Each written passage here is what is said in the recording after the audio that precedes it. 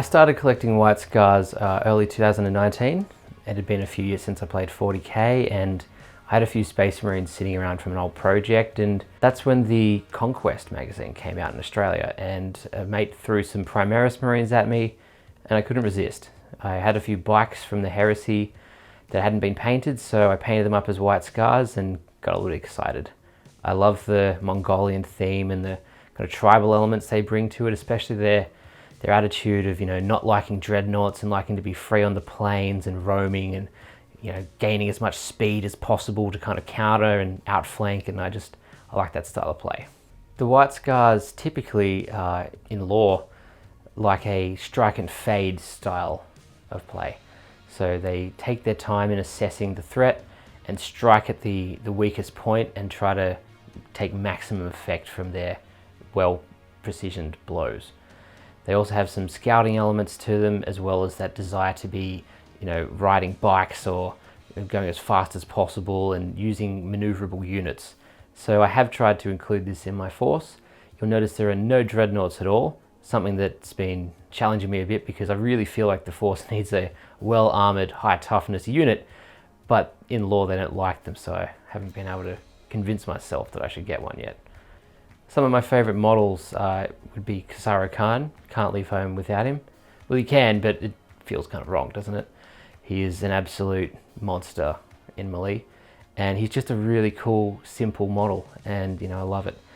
My other favourite HQ is my Khan on bike, who I'm often running as a chapter master now, and I also love chaplains. I just think they're absolute bosses, so they're generally the HQs that I run, and I've got a really cool conversion of a librarian in Terminator armor, who I'll run whenever I get the opportunity as well. I've put a lot of effort into my aggressors squad. I converted them up from the Flamestorm, as you might notice, but I just like the paint scheme that I've pulled off with them. I've also custom made some Blade Guard as the standard Blade Guard aesthetic. It didn't really feel like it fit the White Scars kind of vibe. They're, free roamies on the plains, and the Blade Guards are a bit knightly, so I've used the Assault Intercessor bodies to model them up, and it feels like they're a bit more nimble and fast and reactive, so I quite like that. And you can't leave home without bikes for White Scars. I know people are, but I just personally love the bikes. They drew me to the White Scars in the first place, and when I get the chance to run 3 squads of bikes, I do it. The colour scheme for the Force is I start with a base of a Bone Spray and followed up by Celestra Grey, which is another base colour paint. We then use an Ulthuan Grey to get as close to white as possible, and it is the closest non-white grey. So I will then use white to highlight, and the red is Mephiston red, covered by a Flesh Tearer's red contrast, which helps to get like a deeper tone. It can be a hard paint to use sometimes, but when it pops, it really works. I also like to use Basilican Grey contrast as the shadow, or the wash in certain parts.